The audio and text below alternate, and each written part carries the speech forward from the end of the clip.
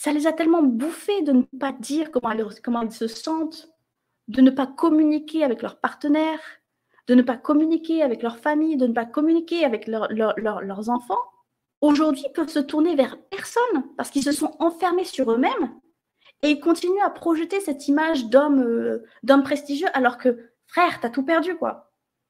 Jusqu'à ta santé mentale et physique, t'as tout perdu. Et tu veux continuer à garder tout ça pour ça. Mais je peux rien faire pour toi, en fait. Rien, rien. Alors, c'est facile quand t'as 20 ans, 30 ans, de faire genre. Parce que c'est une apparence. Tu laisses rien passer, c'est easy. Mais une fois que t'as 60 ans, 70 ans, et que tu commences à oh, ça va plus trop bien, machin.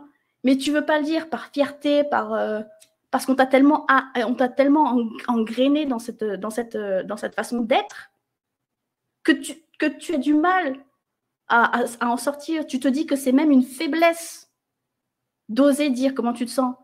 Moi, je me souviens, devant ces personnes-là, j'étais en pleurs parce que je voulais à tout prix comprendre comment est-ce qu'elles fonctionnaient, pourquoi est-ce qu'elles faisaient ça, pourquoi est-ce que c'était si bizarre, machin.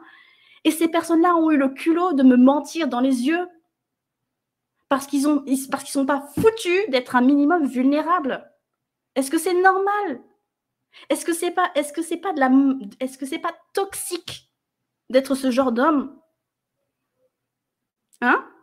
Parce qu'après ça, quand ça a des enfants, et ben les enfants qui sont éduqués de la même manière, ils reproduisent tous. Quand eux-mêmes ils ont des enfants, ça s'arrête jamais. Jusqu'à un moment où il y a quelqu'un qui dit stop. En fait, c'est ok. Si tu continues à refouler tes émotions et tout ça, tu vas juste imploser, perdre ta santé, comme les autres gars, là. Hein. S'il n'y a pas quelqu'un qui s'en rend compte et qui fait un effort conscient de changer et de vraiment se poser la question, est-ce que c'est vraiment bien? Est-ce que je me sens vraiment bien de réagir comme ça parce que c'est ce qu'on attend de moi ou pas?